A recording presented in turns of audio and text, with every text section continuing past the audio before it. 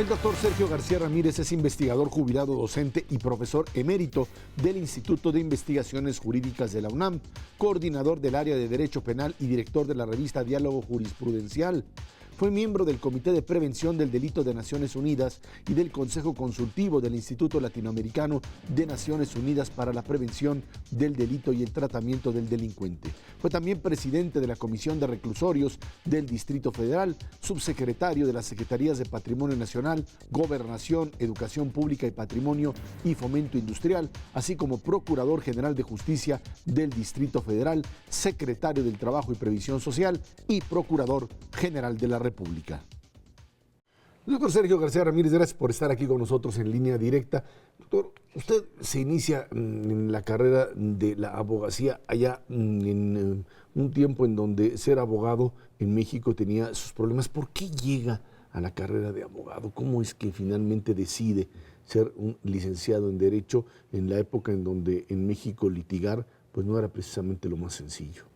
Bueno, déjeme decirle ante todo que me da mucho gusto estar aquí y estar con usted, Gracias, estar conversando con usted. gracias. En segundo término, vamos a platicar, por supuesto, de mis inicios en la carrera de abogado. Mi abuelo, que hizo las veces de un verdadero padre conmigo, que me ayudó, que me guió, que me condujo, era abogado. Y el padre de mi abuelo era abogado y el abuelo de mi abuelo era abogado. Es decir, yo vengo de una familia de abogados.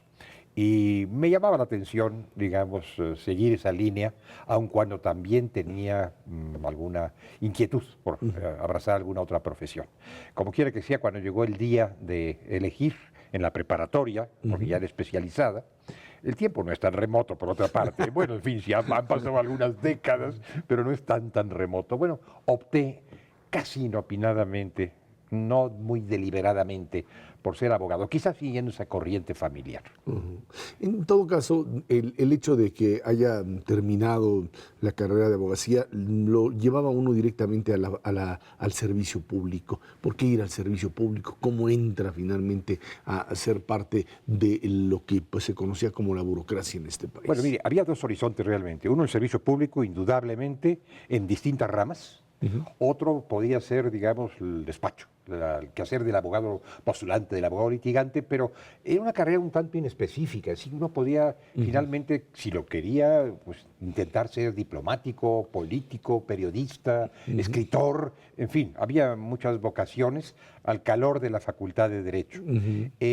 Mi decisión inicial no fue tanto en materia de servicio público como de carrera académica.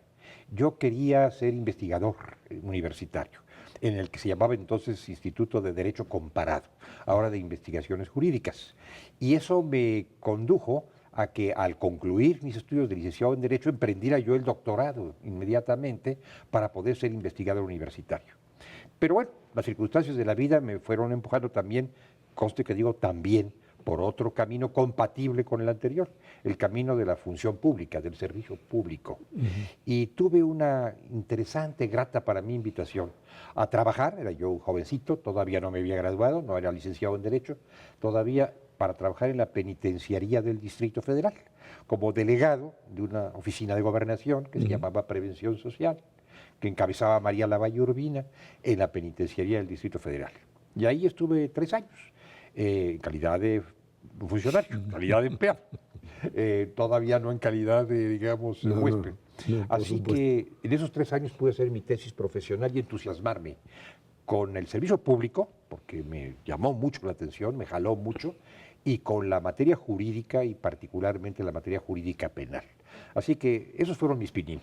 Y esto lo lleva finalmente a irse adentrando a lo que sería una vocación sí de servicio público, sí de pertenecer a lo que paulatinamente fue siendo pues un servicio muy dedicado al tema no solamente penal como tal, sino de pertenencia al aparato político del país. Sí, por supuesto, por supuesto.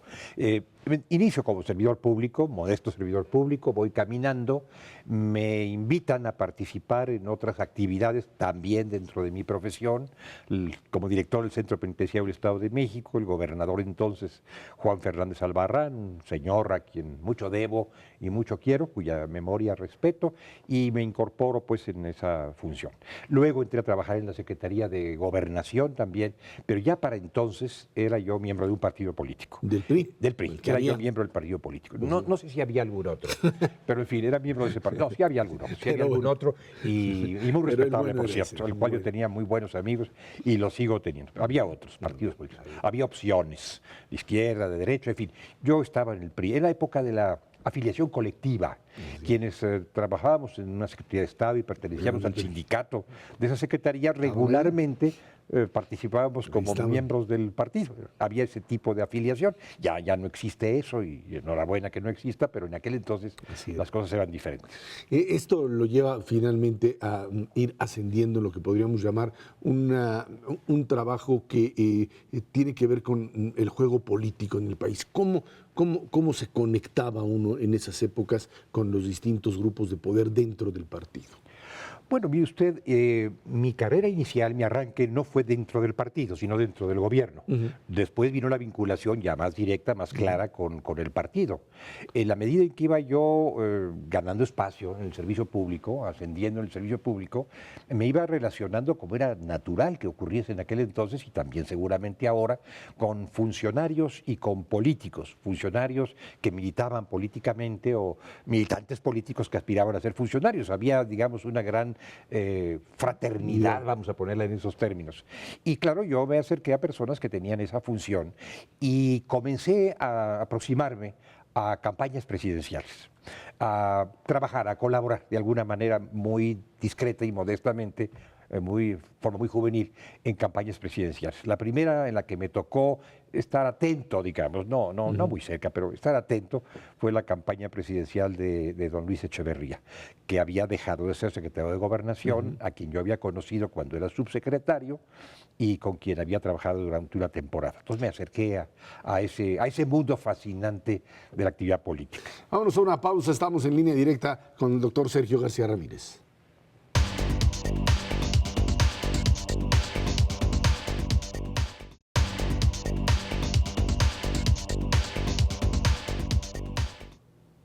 Doctor Sergio García Ramírez, de repente usted llega en 1982, después de ya estar en campañas, nos contaba de la de Luis Echeverría, y de repente llega en el 82 a ser Procurador General de la República. ¿Cómo le hizo? Bueno, es que no fue tan de repente, porque en la primera etapa platicamos hasta cierta fecha, hasta cierta época, 1969, 70, después seguí laborando en el sector público. Eliseo Echeverría me invitó a colaborar con él como procurador del Distrito Federal, después como subsecretario de Patrimonio y de Gobernación, en fin, fui caminando el servicio público de una manera para mí muy grata.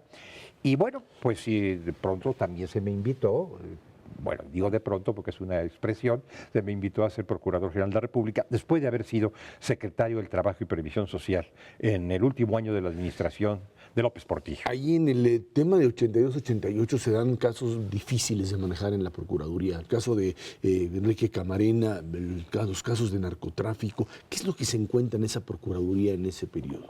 Mire, sí, efectivamente hubo situaciones muy complicadas, muy complejas. Se suele usar esa palabra compleja para describir cosas que son a veces indescriptibles. Es complejo, ¿no? Bueno, sí, había situaciones complejas. Yo traté de llevar la Procuraduría de esta manera, don Ezra. Entonces llamaba al procurador, se le decía abogado de la nación. Era el representante jurídico del gobierno, el asesor jurídico del gobierno, y afortunadamente el licenciado Miguel de la Madrid, un jurista y un buen amigo además, a quien yo respetaba y quiero, me alentó a llevar adelante reformas de carácter legal, a proyectarlas, a propiciarlas, a estudiarlas, en un ámbito que iba bastante más allá del puramente punitivo, del policíaco, digamos. Eso le dio un cierto aire a la Procuraduría, un aire jurídico.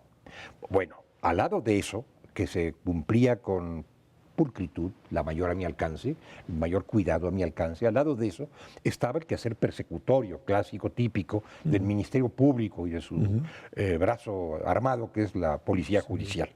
El caso al que usted se refiere se presentó en el 85, o sea, llevaba yo ya 2 años y medio como Procurador de la República y habíamos llevado adelante una enorme reforma jurídica que es la base de muchas reformas que posteriormente se harían. Entonces, este tema de del que usted ha hablado se presentó en 85 y sí generó muchos problemas. Entre otros, problemas de trato, de relación, de entendimiento con el gobierno norteamericano. Así es. Muchas de las cosas están pasando ahora, me parecen una película Repetida. déjà vu, ¿verdad? Ya vista, ya conocida, repetida, ¿no? Esta estrategia, digamos, de información o desinformación que a veces nos llega como un viento helado, también se utilizó en aquel entonces. Cosas tales como el cierre, entre comillas, de frontera o el entorpecimiento de la circulación en la frontera como medida de presión, el malestar por la actitud de México en áreas que no eran solamente las del narcotráfico, sino que tenían que ver con la política internacional y con la posición internacional, con el grupo Contadora, por ejemplo. Todo eso era el telón de fondo de una situación de tensión. Por fortuna, debo decirlo, reconocer, digamos, los hechos como son, pudimos lograr, me refiero yo a la Procuraduría, una relación constructiva con autoridades del gobierno de los Estados Unidos. Después de tensiones y fricciones, una relación constructiva y nunca hubo concesiones, ni cesiones, ni pasos atrás en lo que no se debía dar pasos atrás. Me traté mucho con un procurador norteamericano, Edwin Meese, con quien logré establecer una relación que hasta podría calificar de amistosa, que fue un hombre muy respetuoso, un hombre caballeroso, y así fue también mi actitud hacia él. Intercambiamos visitas. Ahora que se habla de llamadas telefónicas frecuentes entre funcionarios, recuerdo la que hubo después de un momento de tensión severa entre el presidente Reagan y el presidente de la Madrid, que convinieron que los procuradores se encontraran con la frecuencia que fuera posible para tratar de resolver estos problemas. Y así ocurrió. A mí me instruyó el presidente de la Madrid, viaje usted a Washington y después de Washington vendrán los señores de allá para acá y comience usted conversaciones. Y eso fue un 21 de marzo, lo recuerdo porque me tocó también ser el orador en la celebración de Benito Juárez en Guelatao. Entonces inauguré una ruta, Guelatao, Ciudad de México, Washington, por ese día, además muy alentado por la presencia de mi filiación juarista hasta la capital de los Estados Unidos. Dígame algo, el tema de la autonomía de la Procuraduría es algo que hoy se dice, que el procurador tiene que ser totalmente autónomo porque la presión que el presidente le ejerce es enorme. ¿Usted vivió esa situación en donde la presidencia o el presidente como institución, independientemente de la figura, era algo que lo condicionaba como tal? Mire, el Procurador de la República es tan autónomo como quiera ser, como debe ser. No puedo hablar de experiencias de otros, pero hablo de la mía. Yo debo decir, y lo he dicho en todo momento y lo reitero, que mi propia experiencia fue la de una absoluta y completa autonomía en cuestiones concernientes al ejercicio de la acción penal. Yo informaba al presidente, cosa que es absolutamente necesaria, sobre asuntos importantes, pero no recababa instrucciones que él jamás pretendió darme. Así que del manejo de la acción penal en ese entonces solamente puedo responder yo, no el presidente. El presidente fue respetuoso, quizá por ser un jurista finalmente y acaso por la confianza que tenía y el respeto que tenía hacia el procurador, que le correspondía con confianza y respeto. Así que yo nunca pasé por momentos amargos de dependencia de la voluntad presidencial. Pero sí considera que la Procuraduría tiene que transformarse en un ente que no sea controlado o que dependa de la presidencia. Sí, sí lo considero y lo he dicho no solamente en forma privada, sino pública, lo he escrito. Creo que las etapas tienen que cumplirse, desempeñarse otras etapas, y que la etapa actual sí requiere, como en efecto se está llevando adelante, una autonomía constitucional de la Procuraduría General de la República en carácter de órgano constitucional autónomo. Me parece que están dadas las condiciones para eso y que así debe ocurrir y que hay que cuidar muchísimo, pero muchísimo, que para nada se politice el quehacer de la Procuraduría, ni con signos de partido, ni con signos de corrientes de opinión, ni con presiones de, no sé, de sectores de la sociedad. Tiene que ser un cargo ejercido con gran equilibrio. Estamos platicando con el doctor Sergio García Ramírez aquí en Línea Directa.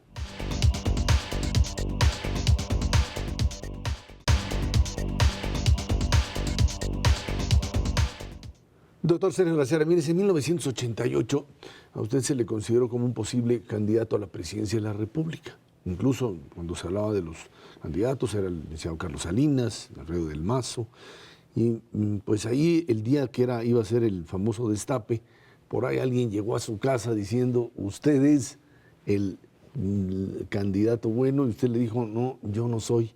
A ver, platique. Bueno, no fue exactamente ¿No? así. A ver, dígame. No fue exactamente así, y ya le obsequiaré, si no me lo permite, un libro en el cual he narrado yo los acontecimientos de esa fecha Pero puntualmente, pero se los voy a platíquemelo, platicar por con favor. muchísimo gusto, sí. Mire, qué bueno que estamos tomando un cafecito, porque en aquellos días yo tenía que tomar mucho cafecito, tanto por ser procurador como por ser precandidato a una posición de esas características. Mire, en un momento dado el partido decidió, vamos a ponerlo en esos términos, el partido decidió que había que lanzar al ruedo a varios precandidatos. Así Le llamó es. los distinguidos priistas, Así 6 distinguidos priistas. Uno de ellos, su servidor. A mí me llamó la atención esto, me extrañó por el cargo que yo tenía, el cargo de Procurador de la República. Yo, mientras fui Procurador de la República, nunca fui a actos de partido, nunca intervine en cuestiones partidarias para preservar la imagen del Procurador. Entonces me llamó la atención esta invitación que me hacía mi partido, me cercioré de que esto iba realmente bien, en serio, y acepté participar con los otros 5 colegas en esta justa preelectoral, digamos. Bueno, así las cosas, era natural que se hablara, que se especulara, pues en torno a los 6 candidatos o precandidatos, su servidor entre ellos, y así fue corriendo el tiempo durante semanas, así, ¿verdad? Y pre-campaña.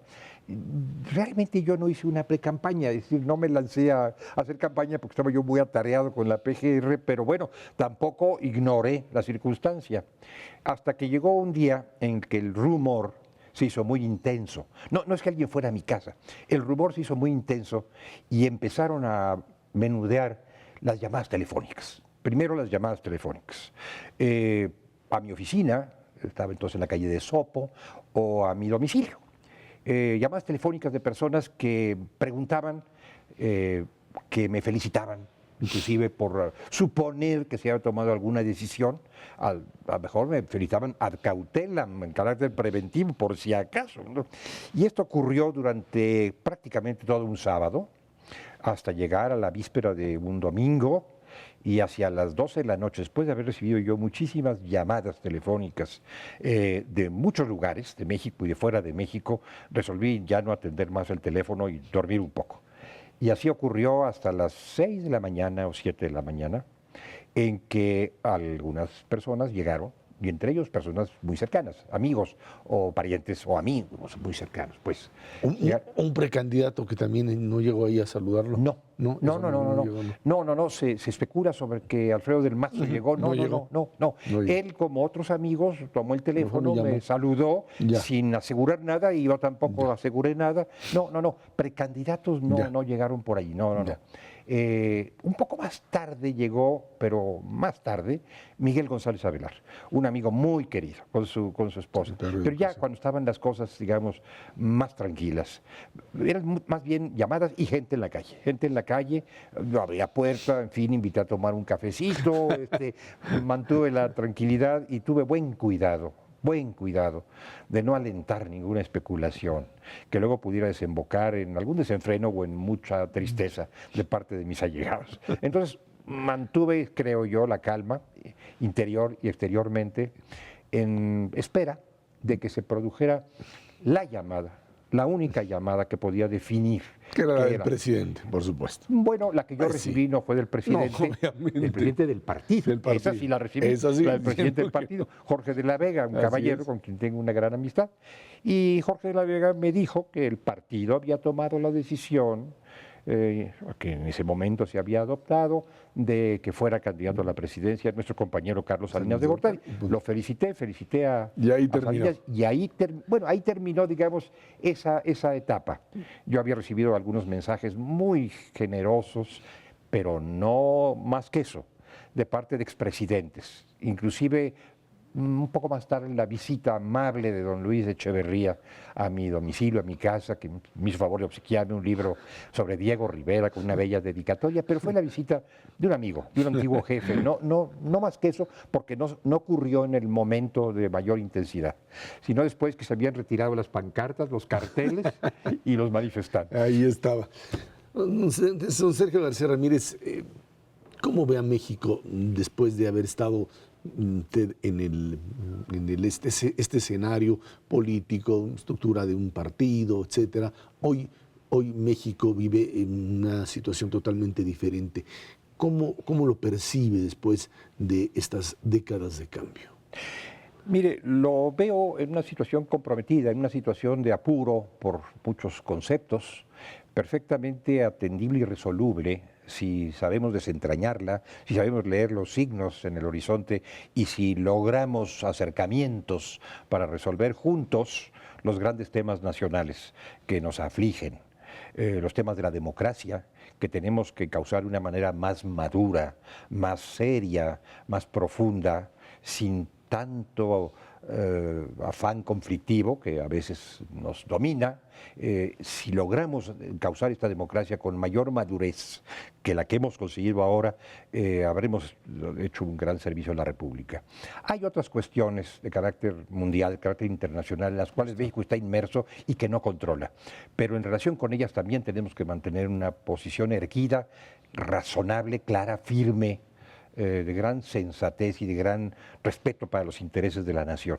Ahora tiene el presidente de la República una encomienda muy complicada, tiene que enfrentar esos retos internos y estos retos internacionales, y bien haríamos en mantener la serenidad y en unirnos, en unificarnos, no en torno a una persona, esto no sería aceptable ni deseable, sino en torno a causas nacionales, a soluciones nacionales con consensos cada vez más amplios. No es una época fácil, es una época complicada, pero hay con qué enfrentarla, afortunadamente.